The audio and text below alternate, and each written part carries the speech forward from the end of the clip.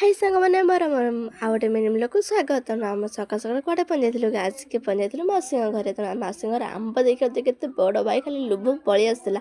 ତ ସେପଟରେ ଛାଡ଼ିକି ଆମ୍ବକୁ ଆମର ଏପଟେ ମେଘ ବି ଉଠେଇ ଯାଇଥିଲା। ତେଣୁ ସୁଲସୁଲିଆ ପବନ ସାଙ୍ଗରେ ପୁରା ମଜା ଆସିଯାଉଥିଲା। ତ ମାଉସୀଙ୍କ କୁକୁଡ଼ା ବିଲେଇ ପୁରା ବହୁତ ଅଛି। ବିଲେଇ ଜଗିକି ବସିଥିଲେ ଗୋଟେ ଖାଇବ ବୋଲି ଚିକେନ୍। ତ ବାପା ପଟେ ରୋଷେଇ କାର୍ଯ୍ୟକ୍ରମରେ ଲାଗି ପଡ଼ିଛନ୍ତି। ମୋ ମାଆଙ୍କର ତ କଥା କହିଲେ ନ ସରେ, ତେଣୁ କଥା କହିବେ ଲାଗି ହିଁ ପଡ଼ିଛନ୍ତି। ଏପଟରେ ପଣସ ବହୁତ ଧରିଥିଲା। ତେଣୁ ଦେଖିବା ତ ପଣସ କେମିତି ଧରିଛି। ବରଭାଲା ବି ଆସିଥିଲା।